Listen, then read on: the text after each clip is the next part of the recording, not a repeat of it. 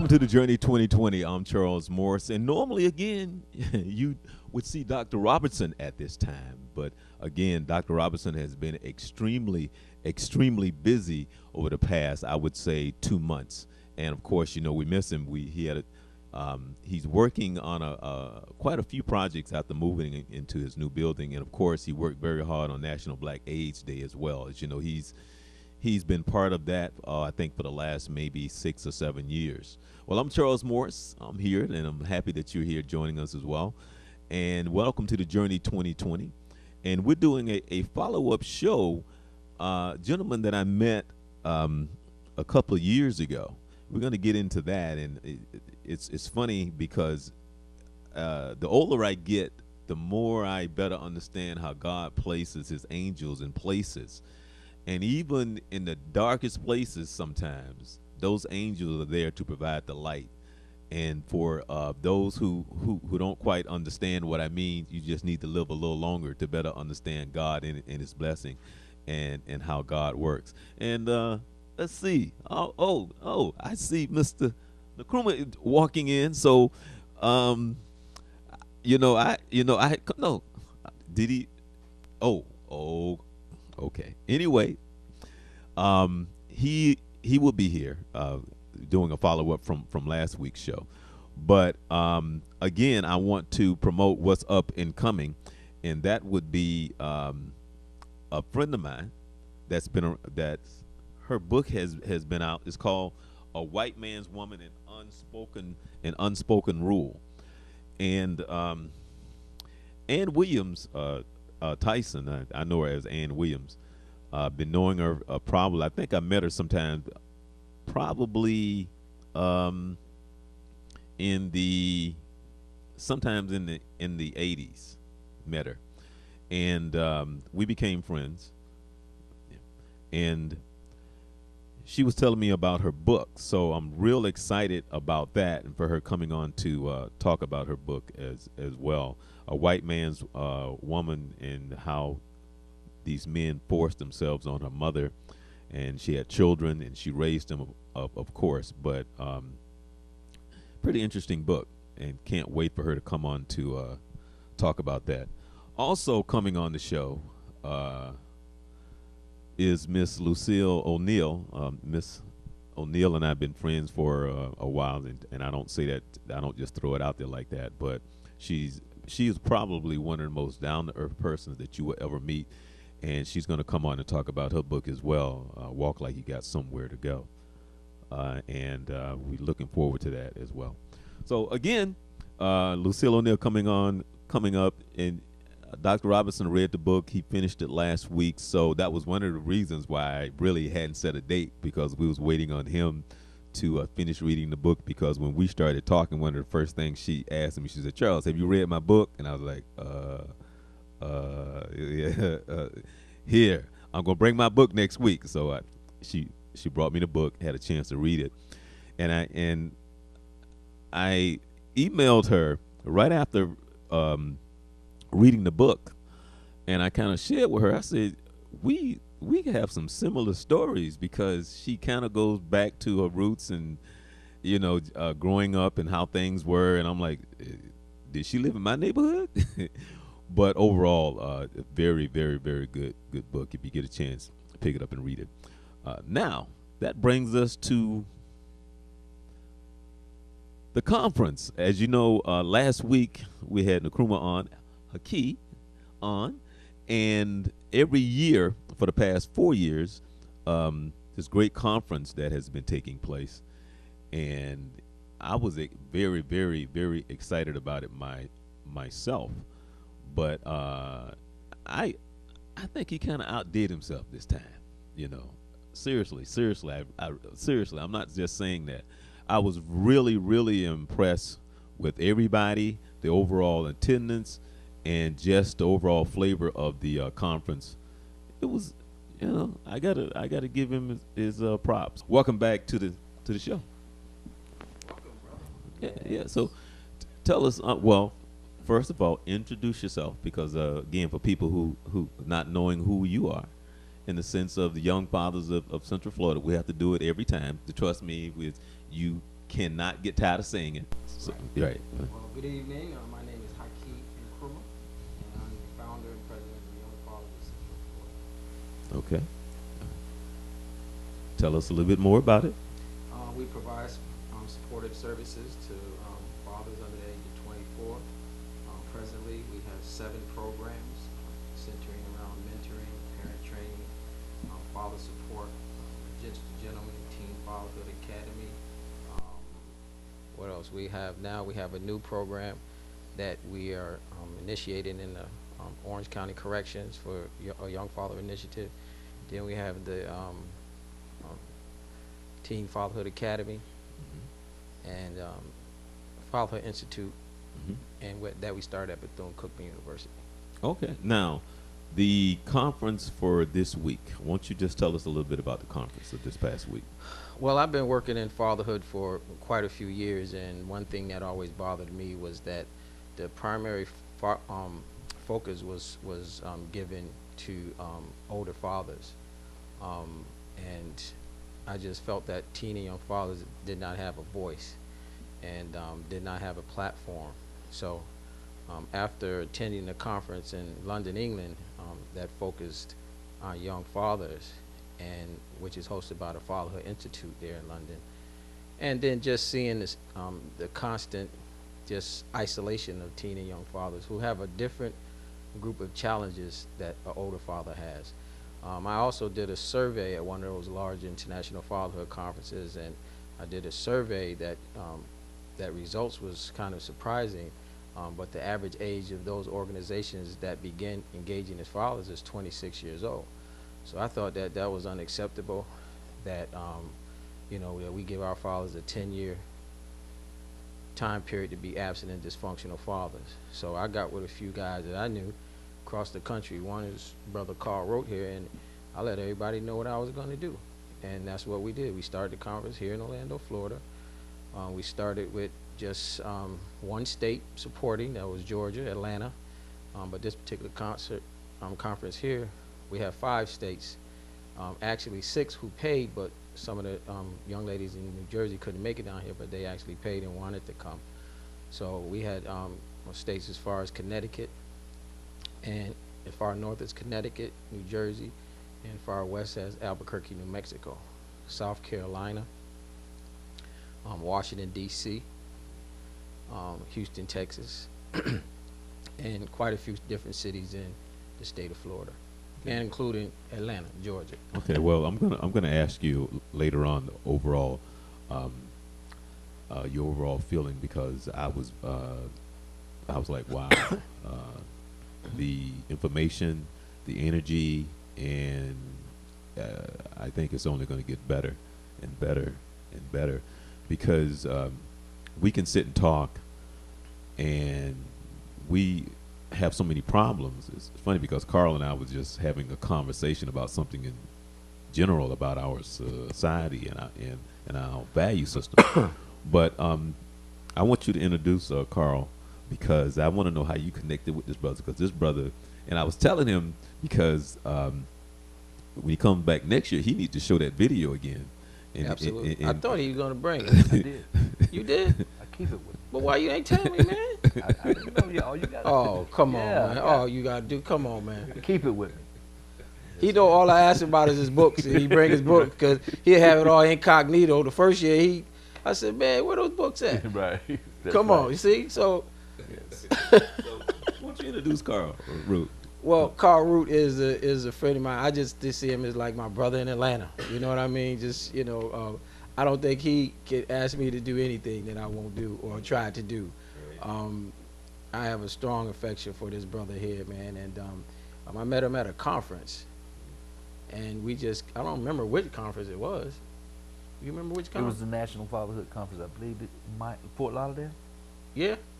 Did you go That's to what, Fort yeah, Lauderdale? I was at Fort That Lauderdale. was it. That's what we all were. right, so that's where we met. But we just connected, and he's in Young Fatherhood. He has a program in Atlanta, working with Fulton County. I guess he'll tell you about that. But we're like kindred spirits in a way. He's working in a field that I've been working in for a long time, and he's been working in the field. So it's just I respect the the work that he's doing. I'm always trying to get him down here. So but yeah, he's just a positive brother and um, a good person to be around. Absolutely, respect him a lot. All right, now, Carl. I mean, you have your story, and I don't know how quite in depth you want to get into your story, but how did share with us your passion, how this became a passion for you, and how did you get to that point of where you like your brothers sitting next to you, where you have this passion and this desire to be a blessing. I mean, I know you don't necessarily look at it that way, but that's what it is. You know, when I was talking about how God places his angels in places to do what they do. So how did you come to that point?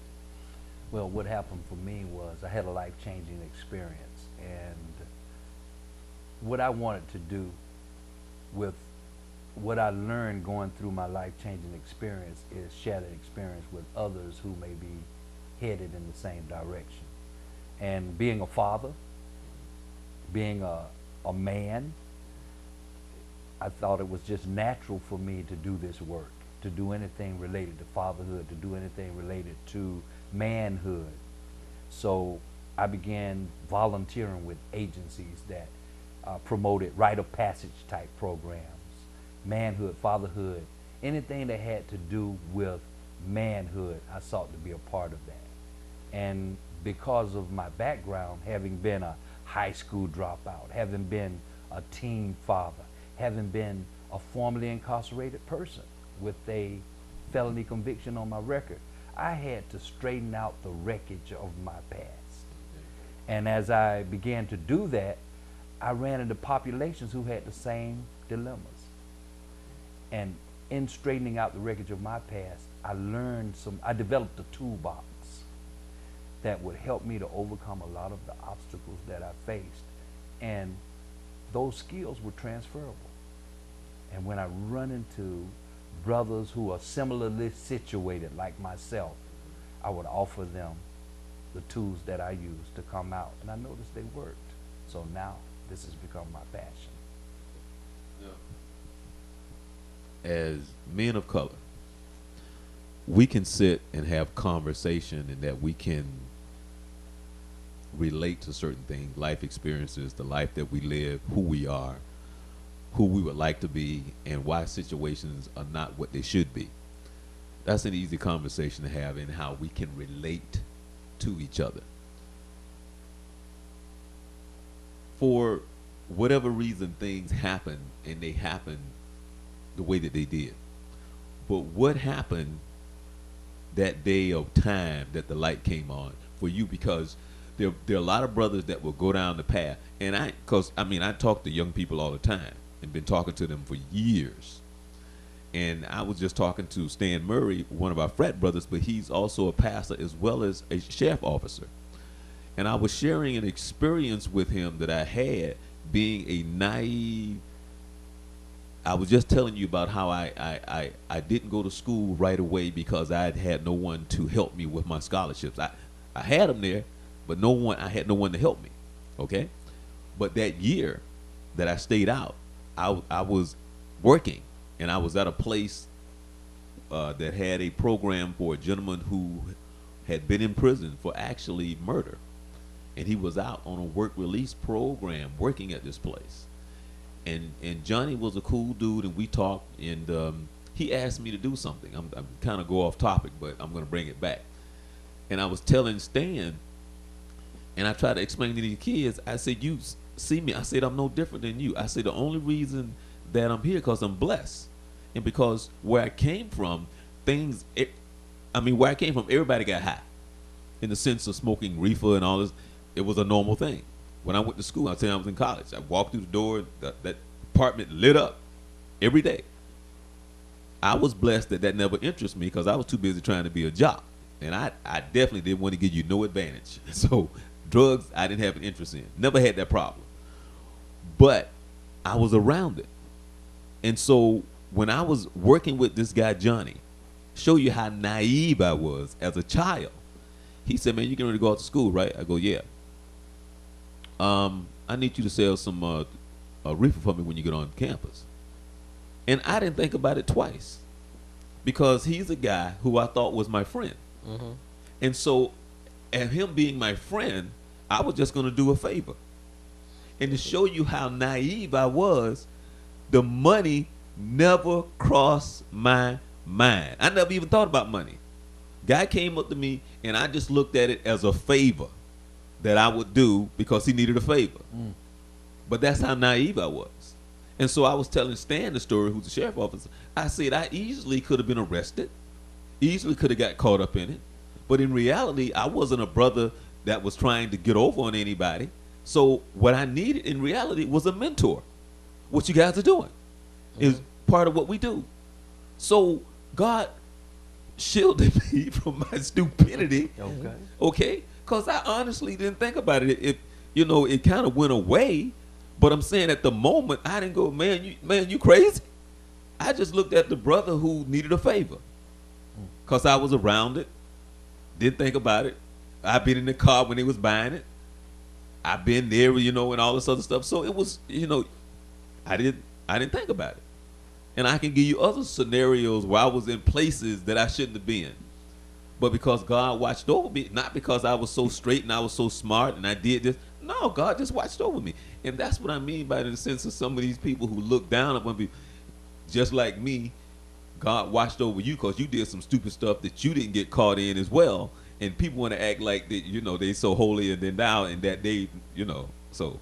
And I say all of that to say that where you come from, in a sense of as you grew up, and I was trying to say to Stan, I could have been in jail or prison, not because I was a bad person. I needed a mentor. I needed a father figure because I really didn't have one. My coaches were, okay? But I don't have to say that to you guys because you guys understand what we deal with. And so that's why I asked the question, what happened? Because so many of us, I could have gone down that road. And I got nephews that I grew up with that I used to hold and babysit. I got one doing 26 years right now. He came out of the same house. But I could see him going, he's not a bad dude. Cousins that did 18 years. I got another one that's doing 22 years. These guys that I grew up with that I know. I know them personally. I don't see them as robbing with guns and stuff like that. I see, hey, cuz, what's up? That's how I know them. But they're in prison for robbing, selling drugs, breaking and entering, and so on and so forth. I get it from the standpoint of what they didn't have, but what happened? Please, let us break it down for us. What happened that you didn't continue down that path? I had a life-changing experience with the birth of my child, birth of my daughter. And when I looked into her eyes, I knew something had to change. I mean, that's all it took for me. Okay. But at the time, it didn't happen overnight. I didn't become the person that I was overnight. So I wasn't going to change everything overnight. But the fact that I knew I had to change if I wanted to enjoy the blessing that I had just received gave me a totally different mindset. I knew I had to do something different. And that changed everything for me. Lifestyle, everything. Because now it's about this little girl. I already had 2 sons. Wow. But when this girl came, okay, I looked at her and she was so beautiful. Now for me, because of where I came from, my self-esteem was so low, you could have sold me for a penny. But because of where I came from, I didn't believe that something so beautiful could come from me. I looked at that little girl and I went, oh my God. I began to weep. And I said to the nurse, they said, well, what are you going to name her? I said, name her Baby Ruth. It was not well thought out. This child just came out of nowhere. Right. I don't know where she came from.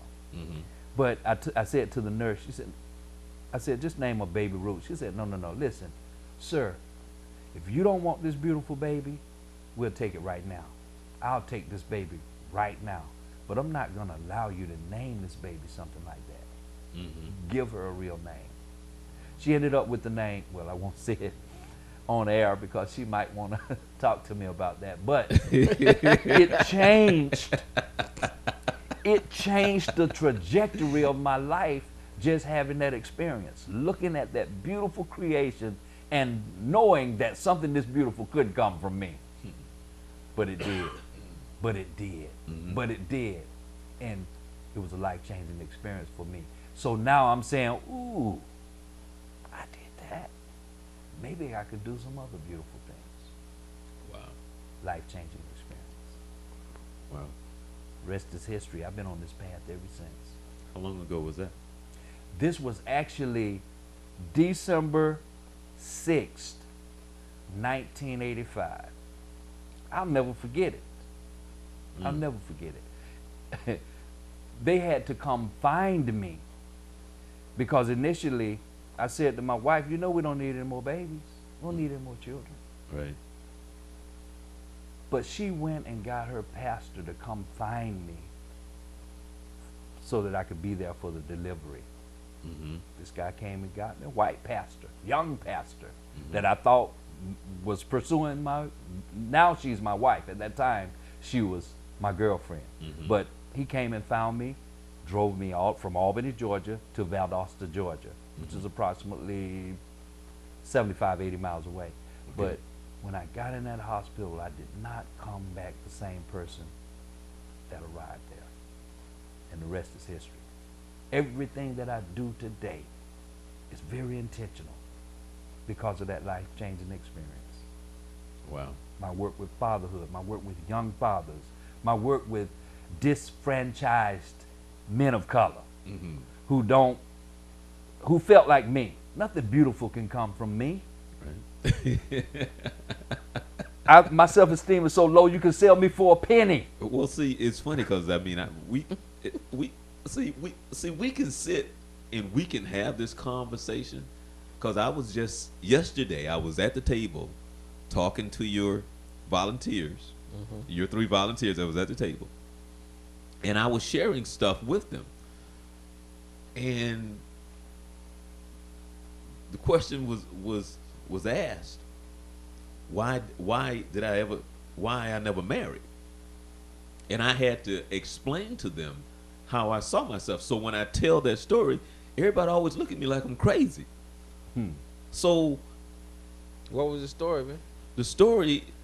See, nice. Hey, how you doing? No. I can't imagine someone looking at you like you crazy, so I want to hear the story. Right, Okay. right. Well, the story started out with me over the last few years trying to find people to apologize. And for the women that I dated that was part of my life, I've been trying to find them to apologize because of the wrong that I did, not knowing that I was wrong.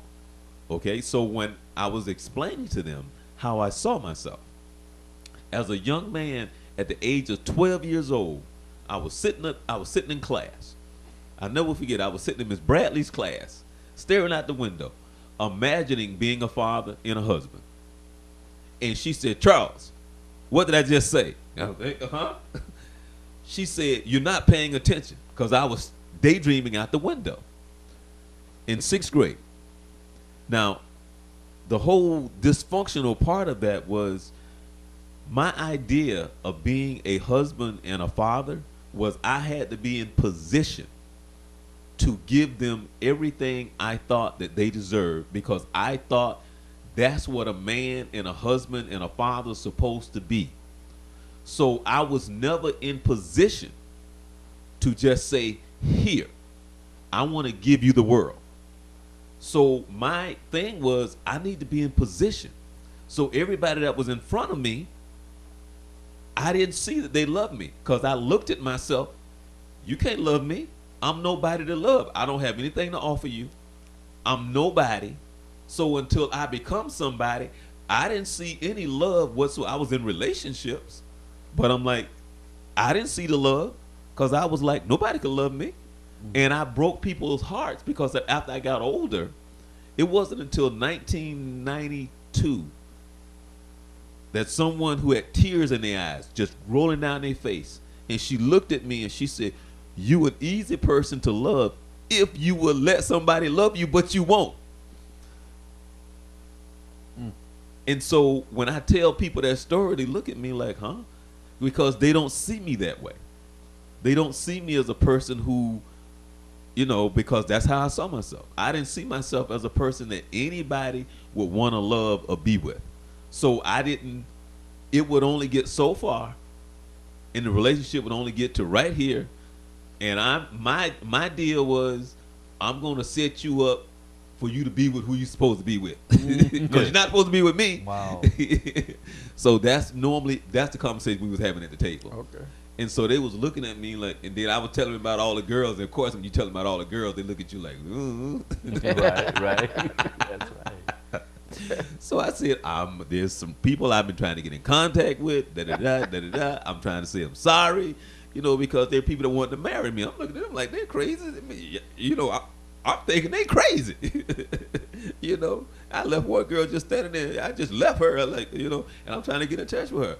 Because I just looked at her like I left Boston and just left her. You just left. Just didn't think twice about it. No. I went to say goodbye. I was packing up. I was telling the story. I was packing up to go home. I'm leaving, and she looked at me, and I left to go finish packing. I turned around, she was at my door. I mean, she was coming in, and I'm looking at her like, why you here?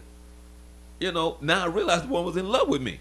She had already was talking about marrying me, and I'm looking at her like, what? I didn't get it. People don't, I did not, it didn't register. Because I'm thinking she crazy. I'm like, But it wasn't until later on that I realized this woman had fallen in love with me.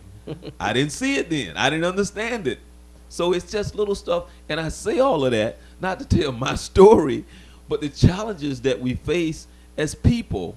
And when you're naive, and that's what I meant by stand. And as you know, growing up, I needed a mentor. I didn't need to go to prison. I didn't need to be busted for selling pot. I could have been, as stupid as naive. I was just crazy, just stupid and naive. The fact that when Johnny asked me, hey man, I need you to sell some reefer for me when you go on campus. Oh, okay. I mean, because I'm around it. See it. I mean, I had an old girlfriend that every Friday night she came over and she smoked a reefer. And the reason why it was funny because then she started laughing at all my jokes.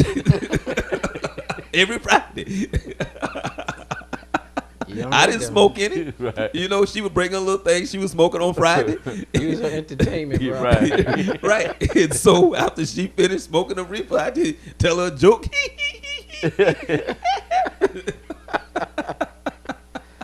Use her entertainment, bro. Yes, sir. But in all of that, it's just funny how God works, because when you tell that story about your daughter and how it changed your life, that's what works for you. I mean, that is what worked for you. Please tell us about the video and how that came about, the scenario of the two young men, because I know one your son? Yes. Okay, why don't you set that up for us? Okay. I like I said, I wanted to do anything that was associated with manhood, boyhood, fatherhood. Back in 1997, Fulton County had what was called Call to Manhood Rite of Passage program, and I volunteered for it to do a workshop. And I did a workshop, and I took all of my sons. And what they would do is lock us in for the weekend. A bunch of African-American males, about 200 or 300 of us, lock us up in the Fulton County Government Center and give workshops on conflict resolution, anger management, any intervention that they felt a young man could use. And we do that once a year, spent maybe $250,000 with Fulton County government. Then came the decision to change that into a teen fathers program, because we had a large incident of teen pregnancy. At that time, I was working very closely with people, returning citizens, people coming home from prison, as I have a nonprofit, the National Association of Previous Prisoners, that does work with returning citizens. I started doing work with fathers in prison, especially those who had been locked up for non-child support payments. I felt that was such a waste of humanity. So we decided to go in with an intervention into that facility, and we did that. The program was accepted in all the transition centers in Georgia. But what happened with the Fulton County, I volunteered with that program I was telling you about, the Call to Manhood. And in the year 2009, I called back and asked, does this program still go on? And a young man by the name of Roosevelt Muhammad, who was the program coordinator, said, well, we've changed it now to the Teen Dads program. And I said, well, listen, you need any volunteers? I volunteered for the program for a couple of years. And one year he called me and he asked, listen, Carl, I got a part-time opportunity. You think you would like to work with the Teen Dads? Sure, I'd love to do that. As I began doing that work, I had a son who was doing time in prison. I got a call out of nowhere from Lisa Ling from, at that time, she did a segment called Our America with the Oprah Winfrey Network. She gave a call. I got a phone call from her, and I asked her, how did you get my name and number? I don't have a website or anything. She said every time I Googled re-entry, the name Carl Root would pop up. So she called me and asked me, Carl, do you know any organizations or anyone that I could follow that could let me journal their coming out of prison and the obstacles they face? I said, sure. I called around to different organizations trying to get them to work. A lot of people don't want you to know that they've been in the system. A lot of people don't want you to know that they are returning citizens at all. So my son was coming out. Last time he called, I said, listen, Lisa Ling wants to follow some people coming out of prison. How do you feel about that? Anyway, he agreed to it. They got together. The Teen Dad portion of that video was when Lisa Ling spoke with my stepson. He told her, you know, my pops has been working with ex-offenders for a number of years. So Ms. Winfrey said, well, interview the dad. And that's what happened. They came and interviewed me, and I told them that on my birthday every year, I volunteer in the community to do some work. And I was volunteering at that time with the Teen Dads program, Fulton County Call to Manhood Teen Dads program. And that's what I did. They filmed me doing a workshop for those young men. And the rest is history. I got the job. And the program has now, especially since I've been involved with Young Fathers of Central Florida and Brother Haki, the work is now, I mean, the impact of our work has grown, and we're taking it to scale. It's going to an entirely different level now because most of all, we're getting a lot of exposure with the Young Fathers of Central Florida during this conference. So, hey, we are feeling good about the future and look forward to doing this work for some time to come. Let me ask you a little bit more about the video because they did a great job on the video, by the way. Thank you. It was your son and the other gentleman, Yes. Another young gentleman. Yes. And I asked you about him, and I think you said that he actually went back to prison. Exactly. But you can see that coming. You could see that coming. I think one of the things that is disappointing was the setup because I'm trying to remember the scenario because he got out and then I think they tried to attach something to him that should have been taken care of, which then he had to go back or something like that. Exactly. Which is a setup. You know, I mean, the way, if I can remember, I don't remember exactly what it was, but it's something that should have been taken care of, but it looked like it was purposely done to hold him back because now he's a number versus a person. He had another charge. Right, he had another charge, and that should have been taken care of a long time ago, but they waited for him to get out or something like that. He's in another jurisdiction. Okay, help me out with that. Help me out, you know. Yes, he had a charge in another jurisdiction. You know, like say you get a charge in Florida and then you get a charge in Georgia. you're going to have to answer both of those charges. And that's what his situation was. He answered and did time for one charge, but they didn't run concurrently at the same time. You see what I'm saying? What I'm saying is that was it like that they wait to bring that up afterwards, or could they have done that while he was there? I mean, that's what I'm saying. Explain how did they do that? Yeah, well, you know, in the law, you can get sentences that run concurrently at the same time. You can be doing time for two different charges at the same time. In his case, they didn't do that. And again, we understand what the prison industrial complex is. It's a business. It's a business. Every bed, they get paid a certain amount of dollars for every bed that is occupied. And in his case, he was occupying a bed in one jurisdiction, and when they got finished with him, they transferred him to another jurisdiction, so now they can begin to make money. Right. And that was his dilemma. And as you saw, he had no real support. Right. And a history of going to jail. He was a repeat offender. This was his lifestyle. So at the end of the day, when they look at his case, look at his file, nobody's trying to save him. Right. Really. They look at his file and they go, like they said to me, my last name is Root. It's different. There's only 9 in the United States. When I went to court as a first offender for a marijuana offense, they did a background check and they said, is Carla Root your sister? And I said, yes, Your Honor. He said, bam, 10 years. Whoa. Ain't none of them worth a damn. Whoa. Whoa.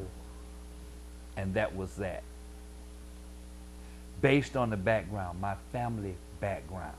So this young man, the other young man in the video, he had a history of that, a family history of that. He had no family support. He only had the mother of his child out there. Right. You saw no Right. other family Right. members. Right. Right. And she was like, if he can't come home and do right this time, I got to do right by me and my children. Right. Yeah. That, That's not real support. On the other hand, what you saw from my son was support. Right. Why? Because his dad understands what he needs in order to make it once he gets back out here. So we provided the kind of support that I knew was necessary for him to survive. Right. There's a wonderful lady that I worked with for numerous years. She started an organization called Mothers of Incarcerated Sons. And I can't tell you how many times that I've been out to Coleman Prison here in Florida. I probably at least, I would say, between 15 and 20 times. And one person can make such a difference. Just one person, because the warden at that time, before he retired, embraced a lot of the different programs. And they had a very unique program out there. And what they did was they would, the inmates who were doing 25, 30 years, for marijuana and all, stuff that, they had written about four plays themselves. And they would bring these kids in, these teenager kids who was a step away from going to jail and prison themselves, that was in this program. And the inmates would act out the plays. And they always had a message, of course. And the plays were usually a little over an hour. They brought them there. By the time the play would end, they would sit and they would eat lunch, the actual lunch that the inmates would have. But then they would break them off and let them go talk individually. The inmates would go talk to, they would probably bring in maybe about between 20 and 25 kids at a time. And they would go talk to them and just try to enlighten them and to help them. And just talking to the inmates, and they would share some of the stories of some of the kids who had talked with them and say, hey, I'm glad that you talked with me. I was very angry with this person. I was going to kill my teacher. I was going to kill my mom. I was going to do this. I was going to do that. So it was a very successful program. I actually have a couple of the plays on. They actually allowed me to videotape it.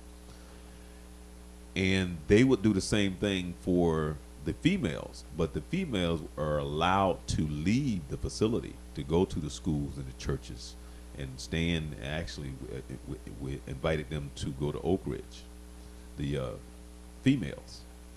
Now, hearing their stories and hearing these guys talk, because I saw all of the plays, and I kind of understood how the program worked and everything. But the females went over to Oak Ridge. They brought all the girls in the gym. Now, when he brought the girls in, they were all laughing because they were in their uniforms, in their prison uniforms and everything. And there was about maybe 6 of them. And some of the girls, not all of them, of course, some of the girls was teasing at them, picking at them, and jarring at them and stuff like that. But they had a grandmother to come up and tell her story about how her I mean, she's a grandmother, but her son is actually what got her in prison, selling drugs at her house. And there was a young lady who actually had been on the news locally because she was at UCF, and her boyfriend was selling drugs out at UCF. So they had all these different scenarios of a sister who the feds had been watching for a period of about 6 years, because she said she started talking about the lifestyle. I like this brother, and he started giving me a lifestyle, so I started running stuff for him. And I became friends with a guy that was the FBI, an agent. So that whole scenario.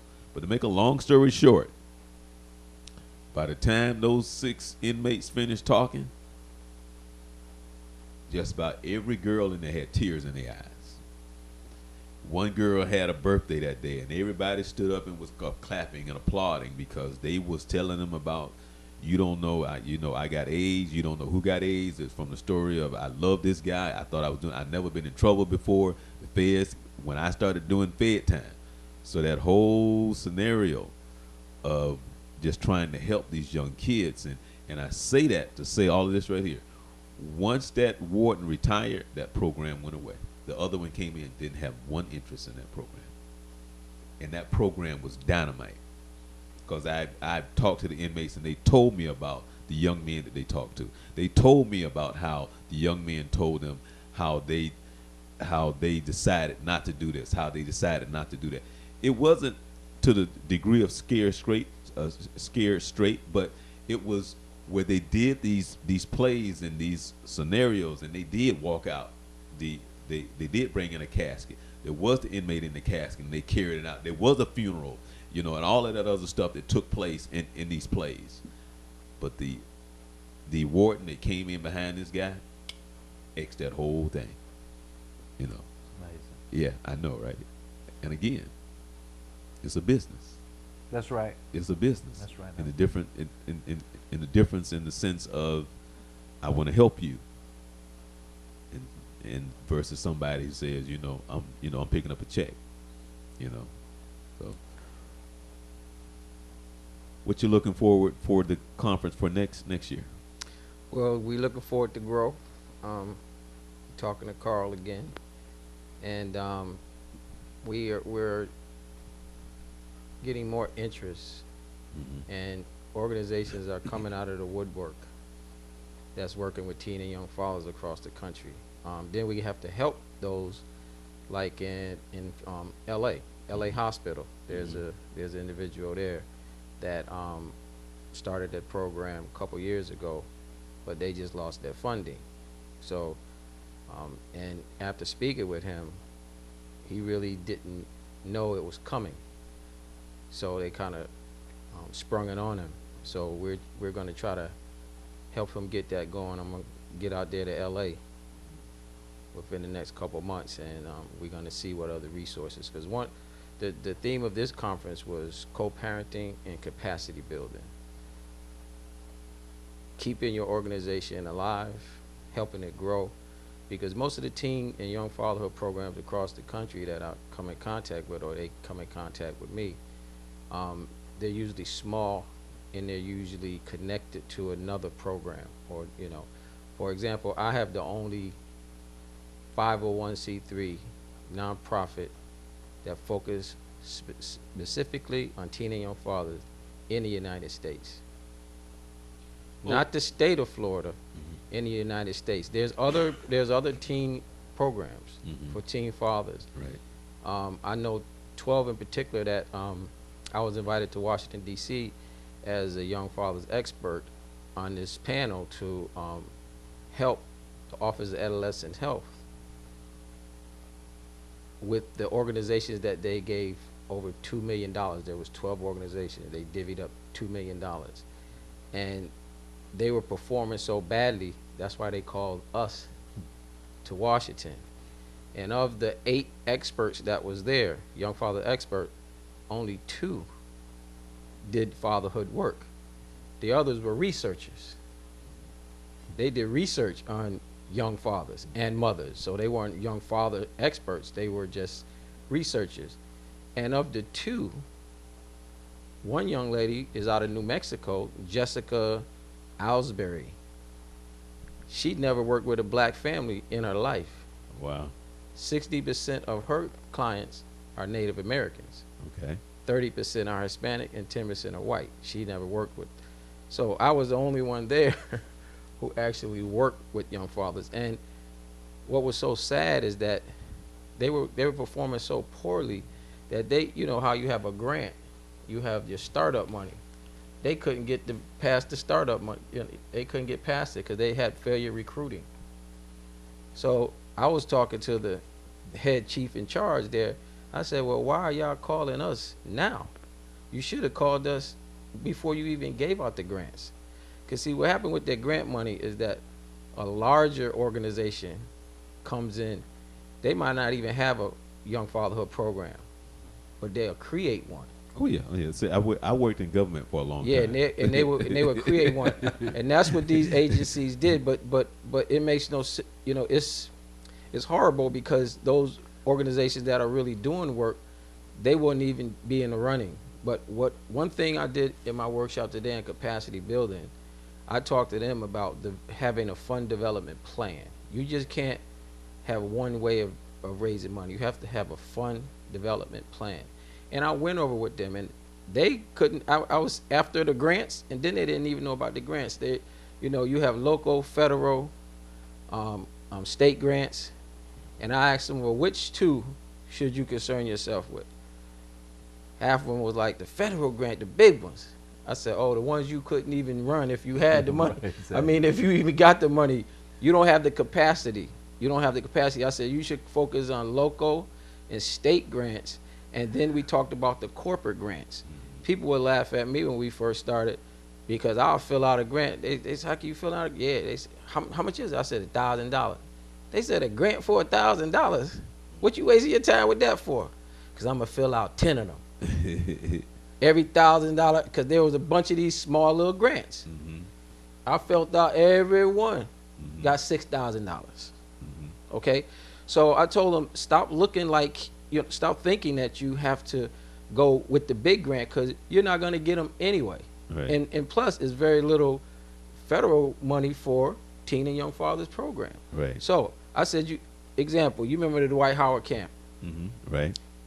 They contacted me, an organization, not Dwight Howard camp, but an organization that works with different sport teams, you know, athletes camps and all that. And they asked me if I would fill out a $5,000 grant. They said I won't get the money, but I can sponsor kids. I can sponsor up to 20 kids to his camp. People were, oh man, you ain't even getting the money, bro.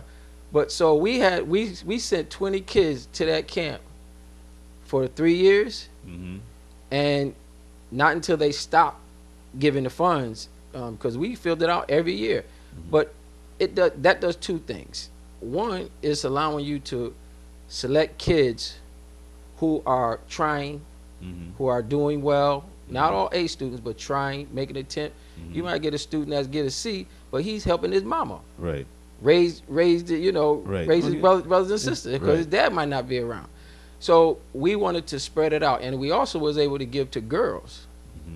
So we split it out, and we were able to give from, I think it was 8 to 16, and we only gave out a few to the older kids. We wanted to get as many of the little bitties as we could. So that's one thing it didn't. 2, that $5,000, you might not be able to spend it on what you want, but it's a part of your annual budget. Right. And we know that most funders, they have requirements for how much you're bringing in. Like Right. Edith Bush Foundation, you have to have a budget, yearly budget of Right. at least $25,000. Mm-hmm. So that helps you reach certain goals Mm-hmm. that will allow you to apply for a grant. So that's what I talked about in capacity building today. We want to be able, so next year we want to get more organizations, small organizations, because as I mentioned, most teen and young fatherhood programs are connected with the program, the YMCA or the Florida Hospital, or Los Angeles Hospital. You know, the guys from Albuquerque, New Mexico, they work with agencies, and they saying that they just got this funding, so they're panicking because they can't get the fathers, they can't recruit the fathers. So that's what we talked about. But the capacity building is a part of all that. Yearly giving campaign, that's the most important thing to have. You know, you have grants, yeah. You see, I just mentioned 4 different type of grants. Corporate, state, federal, if you partner with someone. Look at Children's Home Society. And I told them this story today. I didn't get a hookup. They got a $2.2 million grant to run an early Head Start program. I was reading the newspaper one day, back when we was reading newspapers. And I read that Children's Home Society gets $2.2 million in for an early Head Start program. And I know Head Start programs supposed to have fatherhood initiatives. So I got an appointment with Dave Bundy. It took a while, the CEO, who's a very good friend of mine now. And I finally got a meeting with him, and I gave him my pitch. I had my proposal ready for him to start a fatherhood initiative. And he said, okay, you can give me a call in 2 or 3, or he'll call me in 2 or 3 weeks. He'll contact me. And he contacted me in 3 days. He said, can you come in? I need you to talk to the startup team. Okay. So I went in, and he said, all he said, Dave, was, how much are you going to need to do this program? I said, let me just throw out, no, I said $100,000. He said, okay. I was like, no, I'm saying $100,000. That's just for, one part of it. I'm gonna need an office. right. I'm gonna need an office, with fax and internet access. Yes, Right. sir. I'm gonna need that. And he said, okay. I left out of there saying, and he's taught me a lot since then how to negotiate, because he's become like a mentor to me. But I hadn't gotten nowhere near $100,000 to do a program. It wasn't, most I gotten was 10,000. So it's like that was a lot. So people act like I got some hookup to do it. I didn't get a hookup. It was simple as me reading the paper, noticing the article. Head Start came in my mind. I know that they supposed to do fatherhood initiatives. So I said, I'm going to present it to him, because I laid it out to him. He said we don't have that. And he met his team, and they said, we don't have none of that. It was so bad. A lot of these agencies too. A lot, and it's not. A lot of agencies, they don't even have fathers on their intake forms. They have mother, and that's it. Mother's address, and they specifically say mother's address, phone, contact information. Not fathers. So those are the things I was talking to him about in that proposal. Because I did my homework. And I came back with them. But capacity building is important. Having a strong board, which a lot of people have difficulty with. Board's supposed to bring in money. That's their focus. They supposed to bring in money. That's supposed to be consistent money for your organization. Then you can do the fundraisers. Yearly giving campaigns. That means a person said they're gonna give X amount each month. I'm gonna give you $10 a month for the whole month or the year. It don't have to be 150, 200. Some might give 10, but if you get 100 people doing that, that's consistent money. So people ask me how I got here. I came here, arrived here, and didn't know one person, not in Orlando. I didn't know one person in the entire state of Florida, not one. And they wonder, how did I start an organization that's in its 10th year?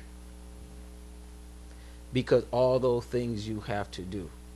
Yeah, right. Well, that's part of you doing that seminar and that workshop coming up. Yeah, That's yeah. right. That's right. And the only one that we're not doing yet, you know, we have we have the grants, we have the yearly giving campaigns, we have corporate sponsorship. You know, get corporate sponsorship. Look at every event we do. Corporate sponsor. We get corporate sponsors. The only one we're not doing is the willing. We're not doing the willing yet. We're close to it, but you know that's doesn't happen often, where a person puts you in their will. You know, that's how those Ivy League schools, though, like Harvard and Yale, that's how they continually have the best equipment, best professors, because that endowment. You have people; those people leave when they die in their will. Harvard gonna, out of my state, Harvard gonna get $1 million every year. Right. That's right. That's how they grow. But then we get too many HBCUs. We graduate. We don't put a nickel back in there. That's right. We don't give them a nickel. Maybe during Black History Month or Martin Luther King Day. Well, I mean, they might show up for the homecoming. Yeah, the homecoming or the party. But you know, not to say what we don't do or what have you. But those are the things you have to do if you want to develop your organization, and that's what those guys came all the way from Albuquerque, New Mexico to here. Right. They came all the way from there. They said, we heard that, I'm not trying to blow myself up, but we heard he the best in Young Father, and we need him to be able to keep this money because they're afraid of losing it because they have benchmarks. When you have benchmarks, you have to meet them. Right. Look at those 12 organizations split that money up, and they so sorry that they can't even get past their startup money. You know, it reminds me of, you know, when the Children's Home Society, how those home visitors, they don't even engage fathers. They don't even engage them. That's right. I did a workshop with them, and there was 30 of them. I asked how many engage the fathers when they go into the home. All but 3 said they don't do it. You know, same thing. so that's sustainability with these organizations is important. So this all comes back to you answering my question: what do we have in store for next year? We have a lot in store. We have a lot in store, but we're going to really focus on national networking and capacity building once again, because we have to help these organizations across the country stay alive. These Teen and Young Father organizations. And then there's some organizations, man, that's real small, doing dynamic work across the country, and we have to help them get from point A to point B. So I can't sit here and just say how I did it and yeah, we're not 10. I can't do that. That's why we started the conference, to share the information with other ones. That's why it's a national conference, and that's the purpose of me doing it, because I don't feel comfortable being the only one. Yeah, I'm the only one. I hope in a few years there's 501c3 nonprofits work focused on teen and young father all across the country. Well, honestly, what I see is that, and I'm announcing it. I'm announcing it right here on the Journey 2020. Okay, I see your organization not only being in Florida, but it's going to be nationwide. That's right. You know, and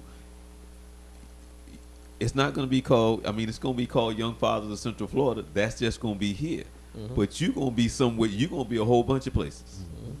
And that's is exactly what's going to happen, because it's going to be national. You know, so I won't be surprised if it end up being international. And see, Right. but the thing is that me, myself, personally, I'm already national. I'm seen as the foremost expert teen and young father in this country. No. But listen what I'm That's saying. not what I'm talking about. But what I'm saying is that I don't want the reason why I was talking about Andre and all those guys. We need that young blood. We need that young blood to move forward. No, that's but you not get what I'm saying? Right, but what I'm saying is you're the motivating factor, and the reason why it's going to be these young people. It's going to be young people. That's my goal. That's my goal. No, it's going to be young people. It's going to be old people. It's going to be middle-aged people. That's right. And it's going to be because of you. Hey, well, I hope so. I hope so. That's why I'm doing it. That's why I'm doing it, and that's why I go all across the country, because every city I go to, I try to identify a young brother or a young Hispanic, because by the way, the conference is not a black conference. What we had, older white women. Oh yeah.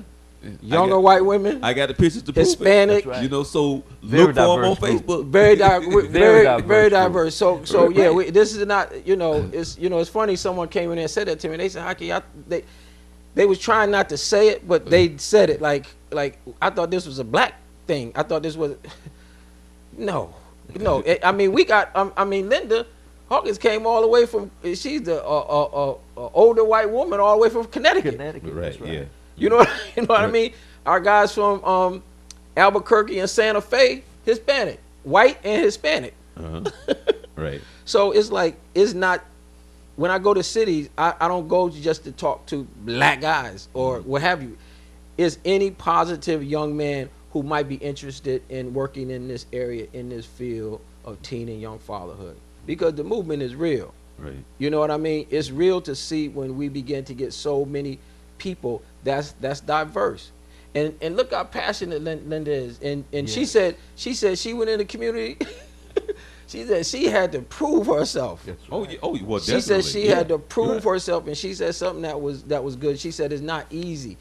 The reason most fatherhood organization in this country work with older fathers in the first place is because it's easier to work with them. Well, yeah. It's difficult working with young fathers, Yes. teen and young fathers. That's not easy. Hard work. So most guys don't want to put that work in. That's why I respect brothers like Carl, you know, who's been doing this, you know, for years and came into it for a real reason. I mean, I hear guys all the time, man, so Haki, the money good in it? The money good in it? They always, that's the first thing they ask me.